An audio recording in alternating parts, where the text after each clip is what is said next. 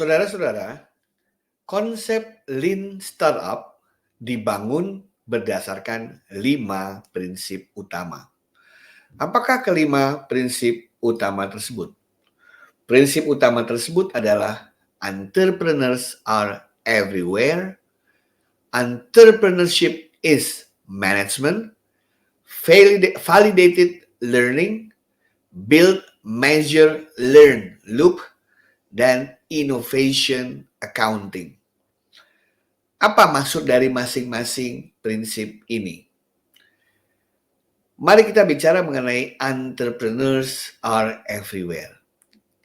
Saudara-saudara sekalian, entrepreneurs adalah suatu konsep usaha yang tidak mengenal batas usia, tidak mengenal waktu, tidak mengenal latar belakang apapun. Entrepreneurs dapat dilakukan mulai dari 2 orang sampai ribuan orang dalam sebuah korporasi besar. Entrepreneur pada hakikatnya adalah merupakan suatu konsep untuk berusaha berdiri di atas kaki sendiri secara kemandirian dengan cara selalu mengembangkan bisnis mulai dari titik yang terendah menuju titik yang diinginkan.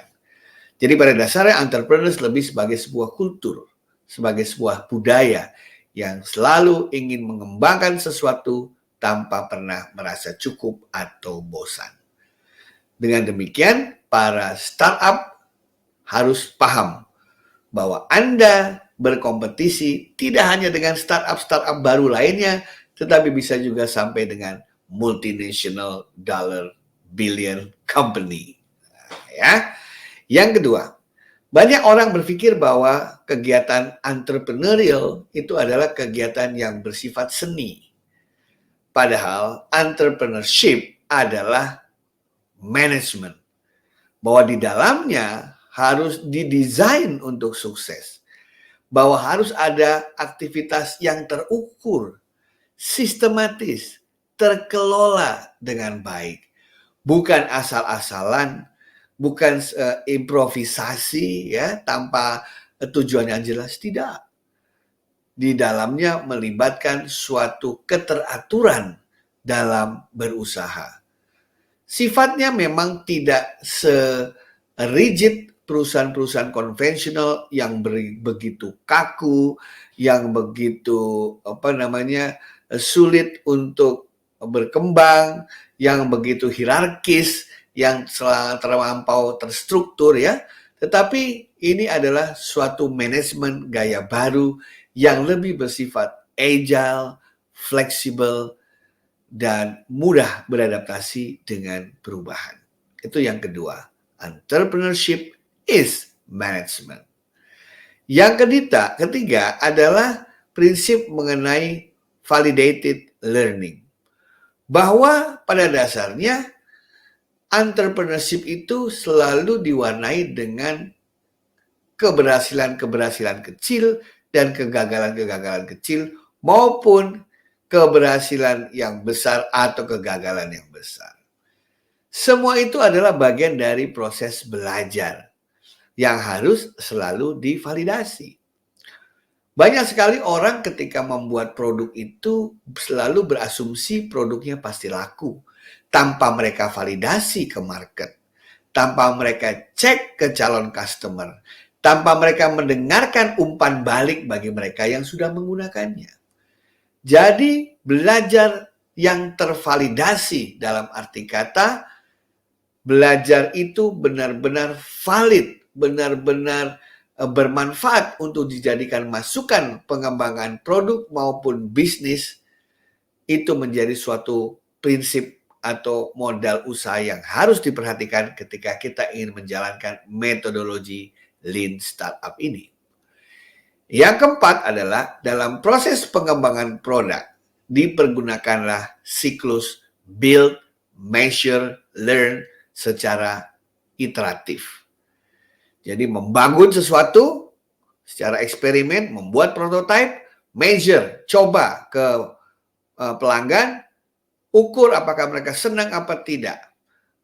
validasi apakah pelanggan memiliki masukan dari produk yang baru saja diluncurkan. Dan dari situ kita langsung learn, belajar, kita fix, kita perbaiki, kita build lagi, kita lempar lagi pelanggan. Demikian seterusnya sejalan dengan perkembangan produk itu sendiri. Jadi, build, measure, learn, loop adalah sebuah kultur pengembangan bisnis, adalah sebuah bisa dikatakan sebuah tradisi ya pengembangan bisnis yang harus menjadi ritual perusahaan sehari-hari. Dan yang terakhir adalah yang namanya innovation accounting. Nah, kita tahu bahwa pada dasarnya bisnis itu adalah untuk menghasilkan profit, untuk memaximize wealth atau kekayaan. Model-model yang bersifat lean startup, pengembangan produk yang bertahap ini membutuhkan model akuntansi yang inovatif. Tidak bisa menggunakan model-model lama. Dalam hal pengembangan bisnis model, dalam hal meningkatkan akuntabilitas, ya, dalam hal mempersiapkan prioritas, dalam hal menentukan milestone, itu semua harus benar-benar inovatif. Karena metodologi yang dipergunakan bersifat iteratif atau menggunakan spiral approach yang tidak bersifat tetap, tidak bersifat kaku sebagaimana biasa ditemukan dalam model-model accounting yang kita kenal selama ini. Jadi kelima prinsip Lean Startup ini harus benar-benar dipegang teguh oleh mereka yang ingin menerapkannya agar mencapai manfaat yang dijanjikan oleh metodologi ini. Terima kasih.